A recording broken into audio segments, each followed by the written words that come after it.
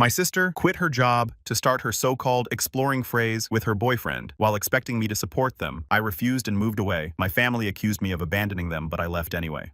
I was sitting in my cubicle halfway through a turkey sandwich when my phone buzzed with Madison's message. "Hey sis, big news. I'm finally doing it. Quitting the salon tomorrow." Brandon and I talked it over, and we decided I needed time to find myself. Figure out what I really want to do with my life. You'll take care of us while I figure things out, right? I know you've got that great job and no kids or anything, so it just makes sense. We can move in next weekend. I read it 3 times. Each time my blood pressure climbed a little higher. My sister Madison was 29, 2 years younger than me. She had been working as a receptionist at a hair salon for the past 6 years, making decent money with tips. Her boyfriend Brandon was 32 and worked sporadically as a freelance graphic designer, which mostly meant he played video games while occasionally updating someone's logo. They'd been together for 4 years, living in a cramped apartment that his parents partially subsidized. I sat down with my sandwich. My hands were shaking. The audacity was almost impressive. Almost. I typed back, "That's not on me." 3 little dots appeared, immediately disappeared, appeared again. "What do you mean we're family? This is what family does." I didn't respond. Instead, I walked straight to my manager's office and asked if the Singapore position was still open. The one they've been trying to fill for 3 months. The one that came with a massive salary increase, full relocation package, and a 3-year contract starting Monday. "You're interested?" Diana looked stunned. "You said you couldn't possibly move internationally." "I changed my mind. I want it. I'll sign today." 6 hours later, I had a contract in my email. I signed it electronically at 6:23 p.m., sitting in my car in the parking lot. My hands were steady this time. The text from Mom came through at 6:33 p.m. "Marilyn Marie Richardson, your sister just called me sobbing. She said you refuse to help her when she needs you most. How could you be so selfish? She's family. We take care of family. Call me immediately." I stared at the message. The guilt tried to creep in the way it always had my entire life. But something was different now. Something had finally snapped. I called Mom. "Marilyn, thank God. Listen, Madison is really struggling right now. Mom, I'm moving to Singapore on Monday. I accepted a job transfer. I won't be able to help Madison because I'll be living on the other side of the world." Silence. Complete, total silence. "You are moving to Singapore for at least 3 years, maybe longer. You can't be serious. You can't just leave your family when we need you." "Actually, I can. I already signed the contract." "This is because of Madison's text, isn't it? You're being petty and spiteful." Something in me cracked open years of something I'd been holding back. "You want to know what's petty? Mom? Let me tell you a story. Let me tell you about the last 15 years of my life." "Marilyn, no. You're going to listen." I was 17 when Dad died. Heart attack, sudden and brutal. He was the parent who actually saw me, who came to my track meets and helped me with calculus homework. Mom had always been closer to Madison, her baby girl, who needed more attention, more support, more everything. The morning had happened. I'd been getting ready for school. Dad had been drinking his coffee at the kitchen table, reading the newspaper like he did every morning. He looked up and smiled at me, asked if I was ready for my history presentation. I'd said yes. He told me he was proud of me. 20 minutes later, Mom was screaming from their bedroom. The funeral was packed with people.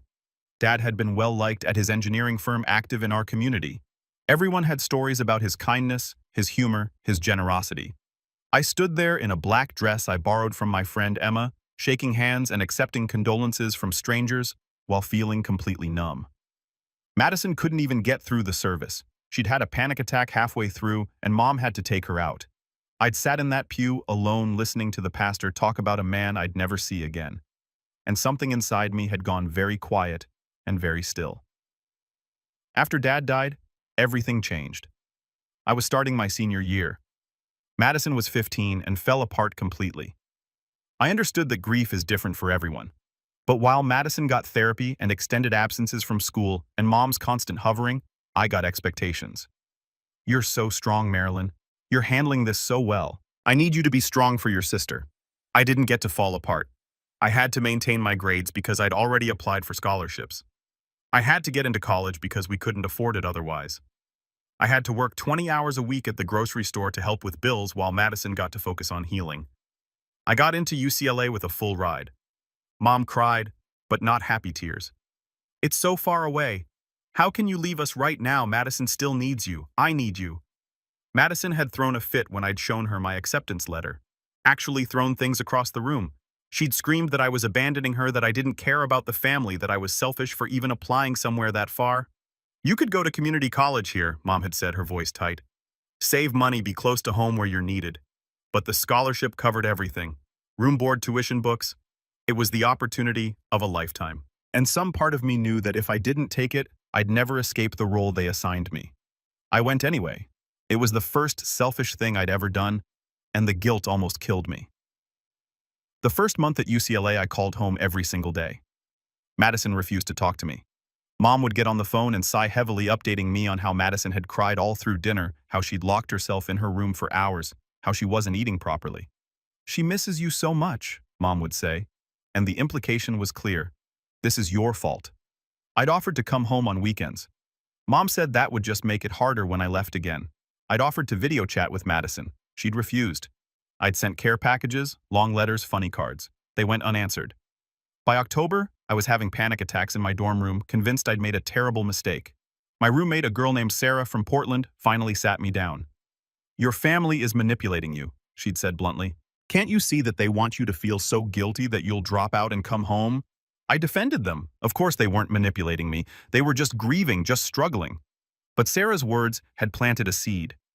During college, I worked 2 jobs while maintaining a 3.9 grade point average. I called home 3 times a week. I came back for every holiday, paying for plane tickets I couldn't afford. Madison attended community college for 1 semester, then dropped out because she needed to find her passion. Mom supported this decision. When I graduated and got my first real job, I started sending money home. Not because anyone asked directly, but because Mom would casually mention the electric bill was high this month, or Madison needed new tires, or the house needed repairs. Each time I'd transfer money. Each time I'd eat ramen for dinner to make up the difference in my budget. My starting salary was $52,000 a year, which felt like a fortune after being a broke college student. But after taxes, rent, student loans for the small amount not covered by scholarships, and the constant flow of money back home, I was barely scraping by. I remember one particularly awful month when I'd sent $600 to cover Madison's car insurance after she'd let it lapse. That same week, my own car had broken down. I'd needed $400 for repairs. I didn't have it. I'd had to borrow money from Sarah, who by then was working in Seattle, but still my closest friend. This is insane, she told me over the phone. You're going into debt to fund your sister's irresponsibility. It's just temporary, I'd insisted, until she gets on her feet. Marilyn, she's never going to get on her feet if you keep catching her every time she falls. I paid Sarah back over 3 months, $50 at a time. Madison moved out at 23 to live with her first serious boyfriend, Tyler. That lasted 8 months before he kicked her out for cheating on him. She moved back home. Mom called me crying about how heartbroken Madison was, how she needed support. The call had come at 200 Henry. I'd been asleep, exhausted from a 14-hour workday. Mom had been nearly hysterical. She won't stop crying. She won't eat. Marilyn. I'm really worried about her. Can you come home this weekend? She needs to see you. She needs to know her family is here for her. I'd taken a personal day on Friday, driven 4 hours to get home, spent the weekend listening to Madison sob about Tyler and how he'd never appreciated her and how all men were trash. She'd barely acknowledge my presence except to accept my sympathy. Sunday night, as I was leaving, she'd asked if I could leave her some cash for gas and food. I'd given her $120. It was every dollar I had in my wallet, money I'd budgeted for groceries that week. I sent $1,200 to cover Madison's credit card debt from the relationship. Then came Brandon. In the beginning, he seemed different. He had a job, his own apartment. Madison moved in with him after 3 months. Mom was thrilled. See, she's finally getting her life together. I'm so relieved. You must be too. I hoped Madison had found happiness. But over the years, the calls started again. Could I help with Madison's car payment just this once? Could I loan them money for rent? Could I cover their pet deposit when they got a dog? Each request came with assurances that it was the last time that they were getting back on track. I said yes every single time. Last Christmas, I'd spent $800 on gifts for Madison, Brandon, and Mom. I'd flown home for 4 days, spending another $650 on plane tickets. Madison gave me a $15 candle from Target. Mom gave me a framed photo of Madison and me from childhood, which I suspected had been in the attic for years. The candle still had a price sticker on the bottom. I'd found it later when I unpacked, tucked in my suitcase. Holiday cheer scented clearance rack. I'd sat on my bed in my empty apartment holding that stupid candle, and something had cracked inside me. Not broken, cracked like a windshield before it shatters completely. I bought Madison a professional makeup kit she'd mentioned wanting $350. I'd gotten Brandon a high-end gaming headset, $200. Mom got a spa day package, $250. I'd spent hours picking out thoughtful gifts, trying to show them I paid attention. I cared. I was grateful to be part of the family. A clearance candle. On Christmas Eve, Madison announced she was thinking about going back to school for massage therapy. It would cost $800,000 for the program. She looked at me expectantly. The entire family had been gathered in the living room. Madison had announced it like it was exciting news, but her eyes had been on me the whole time. "That's great," I'd said. "How are you planning to pay for it?" The room had gotten quiet. Madison's smile had faltered. "Well, I was hoping. I mean, you've always been so good about helping me invest in my future." Invest. Like the money I'd given her over the years was some kind of mutual fund that would pay dividends. "I'll think about it," I'd said and changed the subject. Later, Mom pulled me aside. "You know you're in a better position to help. You don't have kids. You make good money. Madison is really trying to improve her life." I promised to consider it. I never did. Madison never brought it up again, which told me how serious she'd actually been. But here's what I found out later, months later, from a cousin who felt bad about staying quiet. Madison had already been accepted into the program. She'd been telling people for weeks that I was paying for it. She bragged about her generous older sister who was funding her career change. When the tuition deadline passed and I hadn't sent money, she told everyone I backed out at the last minute, that I'd promised to help and then changed my mind, that I'd let her down. I'd been made the villain in a story I didn't even know I was part of.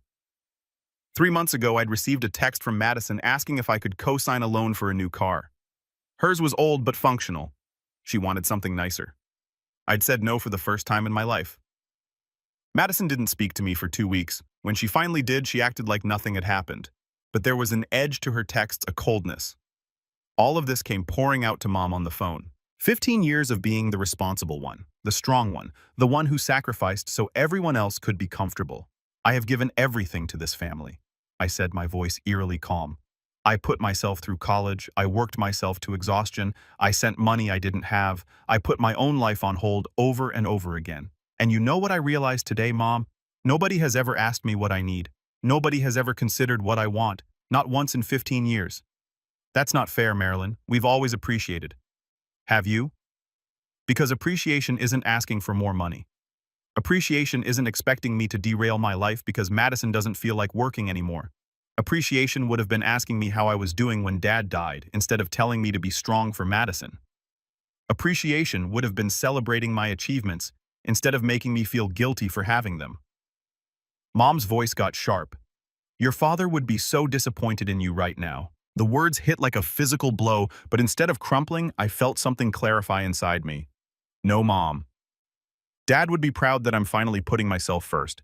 He's the one who taught me I was worth something. You're the one who taught me I was only valuable for what I could give everyone else." I hung up. My hands were shaking again, but this time from adrenaline rather than anger. The next 3 days were chaos. Madison called me 17 times. I didn't answer. She left voicemails that progressed from hurt to angry to desperate. "How can you do this to me? I'm your sister. You're being a selfish person. I hope you know that. Please live. Please just talk to me. I'm scared. I don't know what to do." I listened to each voicemail once, then deleted it. Some part of me needed to hear them to understand exactly what I was walking away from. Her voice in that last message had been small and broken, genuinely afraid. The old me would have crumbled, would have called back, apologized, figured out some compromise. The new me hit delete and continued packing. Mom texted constantly long paragraphs about family obligations, about how I was abandoning them, about how she'd raised me better than this. She tried guilt, anger, and finally bargaining. What if Madison promises to get another job right away? What if she only stays with you for a few months? What if we all sit down and talk about this? Between the messages from Mom, there were texts from Madison's friends, people I barely knew. Apparently, Madison had rallied her troops, told them her heartless sister was abandoning her in her time of need. How can you do this to Madison? She's always talked about how close you two are. Family is supposed to be there for each other. This is really messed up. I hope you can live with yourself. I blocked every number I didn't recognize. Then I blocked some I did. My own friends were a different story. Jessica, who'd known me since college, sent a single text. Finally, I'm so proud of you. Let me know if you need help packing. Sarah called from Seattle. Oh my God, you actually did it. You actually chose yourself. Marilyn, I'm legitimately emotional right now. This is the best thing you've ever done. My coworker Amanda, who I'd gotten drinks with a few times, sent, heard about Singapore. That's incredible. Let me know if you need any recommendations. My brother lived there for 2 years. The contrast was staggering. People who actually cared about me were excited and supportive. People who saw me as a resource were outraged and attacking. Friday afternoon, I got a Facebook message from Tyler Madison's ex-boyfriend from years ago. Hey, I heard about what's going down. Just wanted to say good for you. Madison told everyone I was the bad guy when we broke up. But the truth is, she was using me the whole time. Cheated on me, maxed out a credit card I stupidly added her to, then played the victim when I kicked her out. I'm guessing she's doing the same thing to you now. You're smart to get out. Good luck in Singapore. I stared at that message for a long time. Madison had always painted herself as the victim in that relationship, the sweet girlfriend betrayed by her cruel boyfriend. I believed her because she was my sister. Because family believes family. How much of what I believed about my family was actually true? How many stories had I swallowed without question? Because it was easier than seeing reality. I responded once. I'm moving to Singapore on Monday. This decision is final. I need space from both of you. Then I muted their numbers. My best friend Jessica came over on Saturday to help me pack. She'd known my family situation for years and had been increasingly vocal about how they treated me. I'm so proud of you, she said, wrapping my dishes in newspaper. Do you know how many times I've watched them bleed you dry? How many times I've bitten my tongue while you made excuses for them? Why didn't you say something? Would you have listened? She was right. I wouldn't have. I'd been too deep in the pattern, too conditioned to believe that being a good daughter and sister meant sacrificing everything. Sunday morning, I got an email from Mom. The subject line was, "Please read important." The email was long. She clearly spent time on it. It talked about how she'd been reflecting on our conversation, how maybe she'd put too much pressure on me over the years, how she wanted to understand my perspective. It was almost enough to make me waver, but then I got to the last paragraph. That said, I really think you're making a huge mistake with this Singapore job. It's so far away. And what if something happens to Madison or me? What if we need you? I think you should reconsider. There will be other job opportunities, but you only have one family. Please think about what's really important here. Love, Mom. I deleted the email. Monday morning arrived. My apartment was empty, except for the few suitcases I was taking with me. Everything else was in storage. I'd be staying in corporate housing in Singapore until I found my own place. My phone rang as I was loading my car to head to the airport, a number I didn't recognize. Against my better judgment, I answered, "Marilyn, it's Brandon." I almost hung up. "What do you want?" "Listen, I know things are messed up right now, but you have to understand how hard this is for Madison. She's been crying for days. She really thought you'd help us out. Did Madison put you up to calling me?" "No, She's really upset and I'm worried about her. We were counting on you. You were counting on me funding your girlfriend's unemployment while she finds herself. Do you realize how insane that sounds? It's not like that. She just needs some time to figure out her next move. Why can't you support her? You're her boyfriend." Silence. My design work is really inconsistent right now, and my parents said they'd cut me off if Madison moved back in with me at their place. So your plan was to make me responsible for both of you. You don't have kids, you make bank. It's not like it would have been that hard for you. The entitlement was staggering. This conversation is over. Don't call me again. I hung up and blocked the number. The flight to Singapore was 16 hours with a layover in Tokyo. I spent most of it sleeping, the kind of deep, dreamless sleep I hadn't experienced in years. My body knew what my mind was still processing. I was finally free. Singapore was overwhelming at first. The humidity, the crowds, the incredible mix of languages and cultures. My corporate apartment was small but modern with a view of Marina Bay. My new office was sleek and professional, my colleagues welcoming. The first week was a blur of orientation sessions, paperwork, and trying to adjust to the time difference. I'd wake up at 300 a.m., wide awake, my body insisting it was afternoon. I'd stumble to my apartment's tiny balcony and watch the city wake up, lights flickering on in buildings across the bay. Everything was different here. The food, the weather, the pace of life. The MRT Singapore subway system was cleaner and more efficient than anything I'd experienced in California. People actually queued politely instead of shoving onto trains. The streets were spotless. There were rules for everything and people followed them. I'd expected to feel lonely. Instead, I felt light. My first project was a regional marketing analysis working with teams in Singapore, Hong Kong, and Sydney. My manager, Cheney, was a sharp woman in her 40s who'd moved to Singapore from Taiwan 15 years ago. During our first one-on-one, she'd looked at me carefully. "You seem relieved to be here," she'd said. "Not excited, relieved. Are you running from something or toward something?" I hesitated, then decided on honesty. "Both, I think," she nodded. "Good answer. Running from something is fine, as long as you're building something better. Just make sure you don't spend so much time running that you forget to actually live." It was good advice. For the first 2 weeks, I kept my phone on airplane mode except for checking work emails. I knew I was avoiding the inevitable, but I needed the space to adjust to settle into this new life without the constant weight of home dragging me down. When I finally turned on my messaging apps, I had 127 texts from Mom and 89 from Madison. I didn't read most of them. The preview text was enough, but there was also a message from my Aunt Carol, Dad's sister. We'd always gotten along, but she lived in Oregon, and I only saw her every few years. "Hey, Marilyn, your mom called me upset about you moving to Singapore. I told her it sounded like an amazing opportunity and she should be proud. She didn't like that. Anyway, I wanted to say I'm happy for you. Your dad would be too. You're doing the right thing. Love you, kiddo." I cried reading that message, the first real tears I'd shed through all of this. Work was incredible, challenging, engaging, exactly what I needed. My boss, Cheney, was brilliant and supportive. My team was talented and collaborative. I was learning new systems, contributing to major projects, and feeling genuinely valued for the first time in my career. One afternoon about a month in, I stayed late finishing a presentation. Around 7:00 p.m., Sheeny stopped by my desk. "You're still here just wrapping up the Hong Kong analysis." She pulled up a chair. "Can I tell you something? When we hired you, I looked at your resume and saw someone who was severely underpaid and underpromoted for your skill level. You'd been at your last company for 6 years with minimal advancement. That usually tells me one of two things. Either the employee is mediocre, or they're being taken advantage of. Your work told me it wasn't the first option. I didn't know what to say. I'm telling you this because I see you doing it again. Staying late every night, volunteering for extra projects, working through lunch. You're excellent at your job. You don't have to prove anything. I just want to make sure I'm contributing. You're contributing plenty during business hours. Go home, Marilyn. Actually, live in the city you moved to. Otherwise, what was the point of coming here?" She was right. I'd been replacing one form of self-sacrifice with another. I made friends, actual friends who didn't know my history, who saw me as just Marilyn, not as the responsible sister or the ATM daughter. I went to hawker centers and tried every kind of food I could find. I explored gardens by the bay and Sentosa Island. I took a weekend trip to Bali. My cubicle neighbor, a guy named David from Australia, invited me to a board game night his wife hosted every Friday.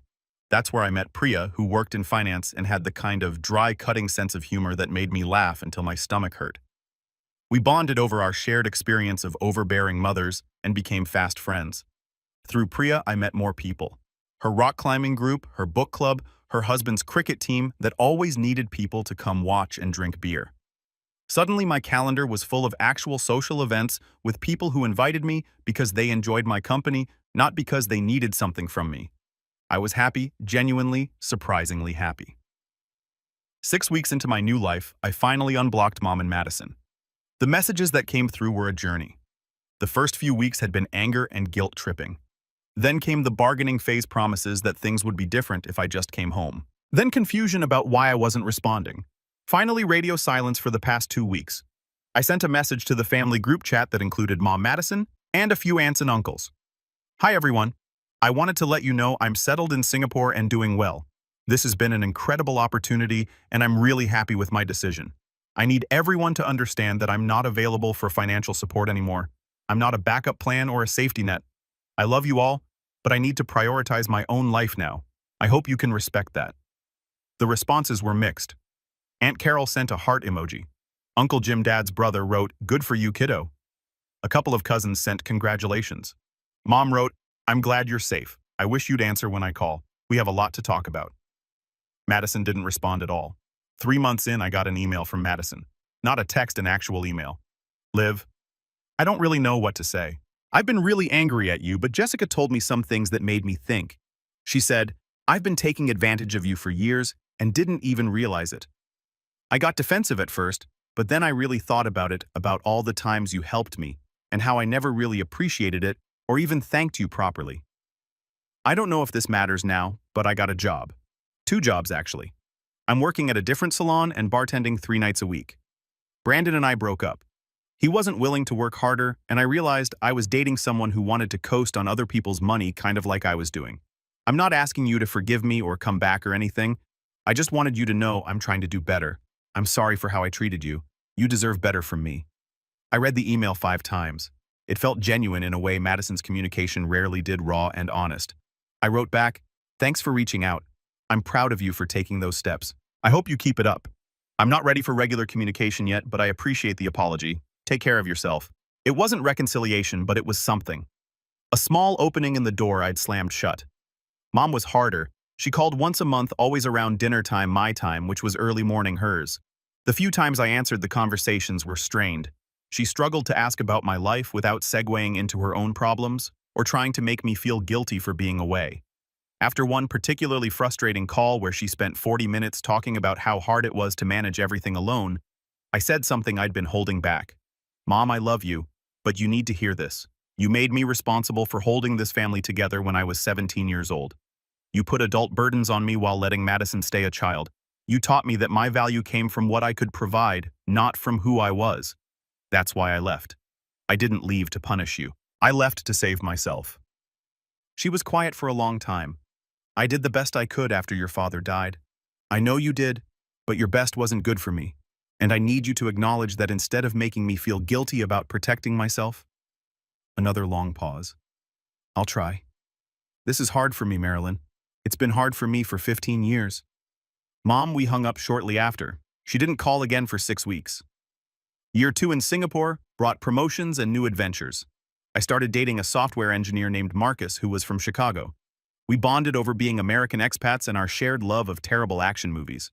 It wasn't serious, but it was fun and healthy and uncomplicated. I traveled to Vietnam, Thailand, and Cambodia. I took up rock climbing at an indoor gym and discovered I loved it. I made a close friend named Priya who worked in my building and shared my dark sense of humor. I barely thought about home anymore, not because I'd forgotten, but because I'd built a life that didn't revolve around other people's needs. Madison sent occasional updates via email. She'd been promoted to assistant manager at the salon. She was dating someone new, a teacher who seemed stable. She'd started paying off her credit card debt. The emails were brief but consistent, and I appreciated them more than long apologies would have meant. Mom and I talked every other month. The conversations were still awkward but less fraught. She was learning to ask about my life without immediately pivoting to her own struggles. It was progress, even if it was slow. Then came the call that changed things. It was 2 years and 4 months after I'd left.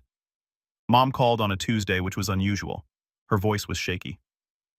"Marilyn, I need to tell you something. I went to the doctor last week. They found something during my mammogram. It's breast cancer stage 2. My stomach dropped. "What's the treatment plan? Lumpectomy followed by radiation? They're optimistic about the prognosis, but I'm scared, honey. I'm really scared." For the first time in years, she sounded like she actually needed me. Not my money or my sacrifice, but me. "I'm here, Mom. I can't fly home right now because of work, but I'm here. We'll get through this."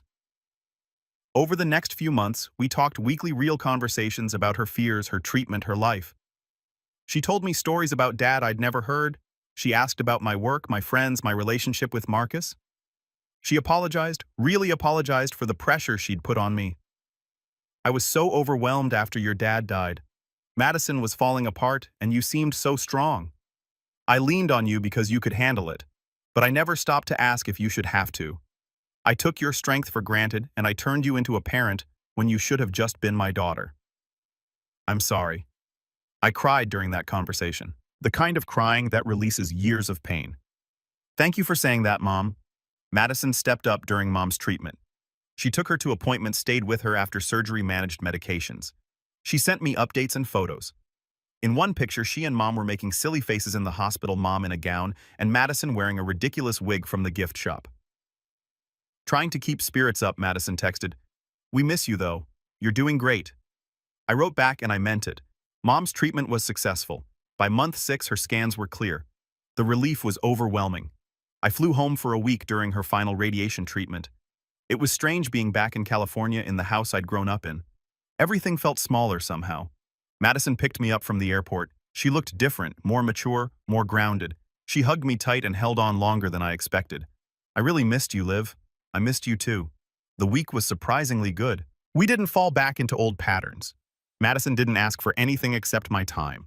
Mom didn't guilt-trip me about being away. We cooked together, watched movies, looked through old photo albums. On my last night, we sat in the backyard with wine and the photo album spread around us. "I almost destroyed this family," Mom said quietly. "When you left, I was so angry. I couldn't understand why you'd abandon us. But you didn't abandon us. You saved yourself." And watching Madison step up these past few months, watching her become responsible and capable, I realized I'd been enabling her for years. Enabling both of us, really. "We needed you to leave. I didn't want to hurt you," I said. "I know, but you had to hurt us to help us." That's a terrible position to put someone in. Madison wiped her eyes. "I was so mad at you for leaving. I felt abandoned. But Jessica was right. I was treating you like a bank account, not a sister. I didn't even see you as a real person with your own needs. You were just there to help me. I'm ashamed of that now. You've grown up a lot. I told her I had to. You weren't there to catch me anymore." It was the most honest conversation we'd ever had as a family. I flew back to Singapore the next day. Marcus picked me up from the airport. "How was it?" he asked. "Healing," I said. "Actually healing." 3 years into my contract, my company offered me a permanent position with another significant raise. I signed without hesitation. Singapore was home now. Poor. Madison came to visit 6 months later, paying her own way. She stayed for a week and we did all the tourist things. She marveled at the gardens by the bay, ate her way through Chinatown, and took about 1,000 photos. "I get why you stayed," she said on her last night. "This place is amazing and you're different here. Lighter." "I'm the person I was supposed to be," I said.